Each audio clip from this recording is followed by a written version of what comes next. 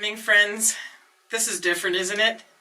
So this year, I thought rather than doing Facebook videos, which are great, but not always the best resolution, I thought it's time to start a YouTube channel, which means I'm going to put the videos on YouTube and then post them to Facebook. That way, if you want to see them in high definition, it's a little nicer to watch sometimes. So the other thing is, it's a little weird. I mean, as much as you know I love to talk, it's hard because you're putting yourself out there for millions of people. So be kind. And if you have any suggestions or comments, make sure you put them in the comments section of the YouTube channel, because that way I'll know which content you like or don't like. You know, sometimes I do these Facebook videos and I'm like, has anybody even seen them? Because there's no way to tell if people have looked at them. Sometimes I think nobody's looking at them at all, and then I go to the market and somebody comes up and tells me how much they like the video. So that's always great. But if you like it and subscribe to the channel on YouTube, that's going to help me too. It takes a really long time to build a channel, so I thought for now we'll just start with putting out the videos there instead and see what happens. I mean, it does take a bit of time to edit them and put them together properly, but I really enjoy doing it. But most of all, I really like to help people. Zone 4A is a tough zone, and 120 days, I'm finding new tricks every year, and that way I can help you guys too. Not that I'm a professional or know everything. I do find problems and I find the solutions, and then I think, well, they probably would like those too, so then I pass it on to you guys. And because we're now growing a lot of stuff, it's coming fast. We're getting lots of information. So hopefully this will be helpful to people. And I'm going to kick it off with a little grow room video. So have a look, see how it's set up. It's pretty cool. I'm sure most of you could get by with just a small shelving unit, but it might give you some ideas, which is what it's all about, right? So enjoy the video and let me know what you think. I just thought I'd do a quick video today to show you my grow room, because things have changed quite a bit. So I don't know if you remember, but in the old grow room, I had these lights and everything was on the floor, which is really great if you have tall plants, because not everything is going to fit on a shelf. A little bit of reflective, and you can put heat mats on the floor. So it worked really great for me. The problem is that I could only get 36 trays. 36 trays really isn't enough when you get to be at the scale that I'm at.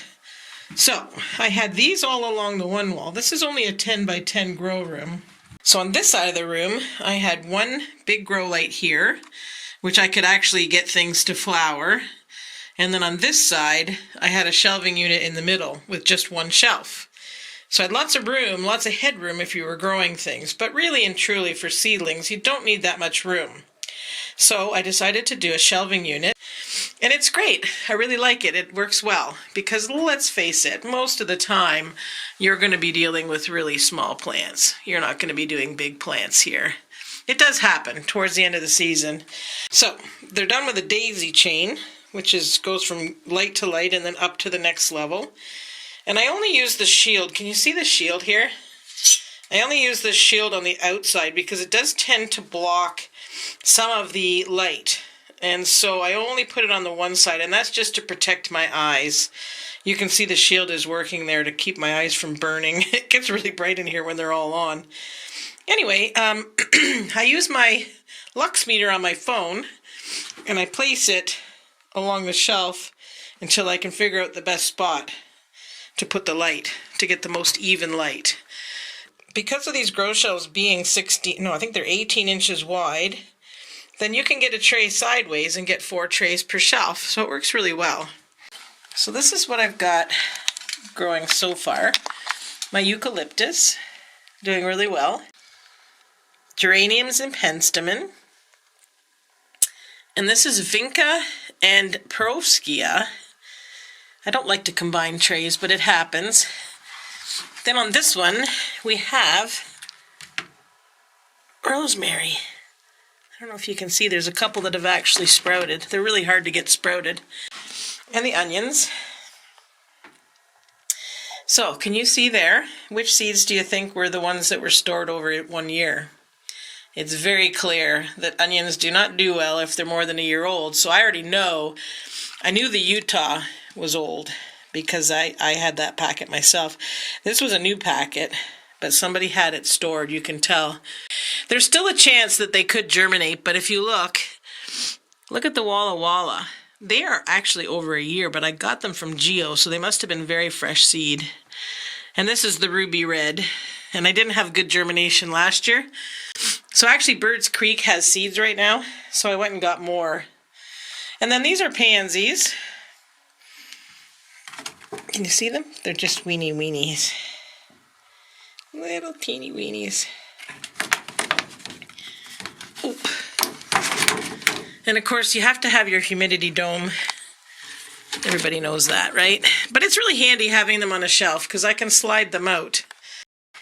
So in case you're wondering what this is, it's a yellow sticky trap. And it's got a couple fungus gnats on it. And I knew that I had a problem after I brought in those. You're going to see my mums here in a second, and they came in with it. I caught it early, nipped it in the bud, and it protects the grow room. Really important, because if you get bugs in here, it's no fun at all. So this is the one that gets me the most excited. These are 2 trays of Lisianthus. Now this tray size is a 288. So these are about, I don't know, 1.5 centimeters wide. But if you look really closely, these ones here, I had a little problem with the vermiculite. It's really hard to get fine vermiculite. So I took the vermiculite that I got at Birds Creek and I put it in the blender. But it got a little bit too fine, and then of course I clumped it on too thick. But look, they're pushing through just fine. This one here, if this one can push through, it's actually quite amazing. They're so tiny. Just like dust. There's another one, and I'm just going to go over what's wrong with this tray. This one is coming, but there's a problem with this tray. It's not germinating. You do have some, but not a lot. So I had a little problem with my temperature. And I'll show you what I do to take the temperature. These are handy. See? Now here's the problem. I had them on the grow mats. Right now the only thing they've got keeping the temperature up is the light below. And there is actually, there is a little bit of heat. You can kind of feel it. The lights do give off a little, but not a ton. Just enough to keep it at around 70 degrees. So between the grow lights and this little guy, it keeps at a pretty steady temperature. Really handy. So the problem that I had was my grow mat. When I took my temperature gauge and I took the temperature of it, one side was reading 109 degrees and the other side was reading, 85. So I had so much trouble. I was putting towels and other cell trays underneath just to try to get it stable, and I'd get it stable and then it would be way too high. So if you're having trouble germinating and you're using a heat mat, just keep that in mind. Kitty. This is a little bit of a problem, this little kitty, because she goes into my grow room and eats all my plants. So there's a little bit of a wider angle so you can kind of see how it's set up. I could put lights under here, but the problem is that the ceiling is low there and it's not going to give me a huge benefit. Plus you do need to have some that are going to be tall enough if you get plants that get a little big. That happened last year. And this is my kitty-proof door, because guess who likes to go in and snack on all my plants? This is what I have for the last rack that I bought, and it's on wheels in the hallway. And again with the grow lights. Now the reason this stuff's out here is these are my mother plants from the garden.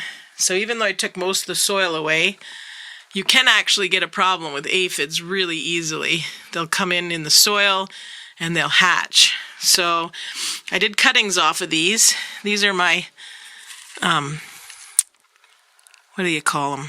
Heirloom chrysanthemums, Helen Louise. There's 7 different varieties. And so I did cuttings. And here's the cuttings. So these are 3 or 4 days old.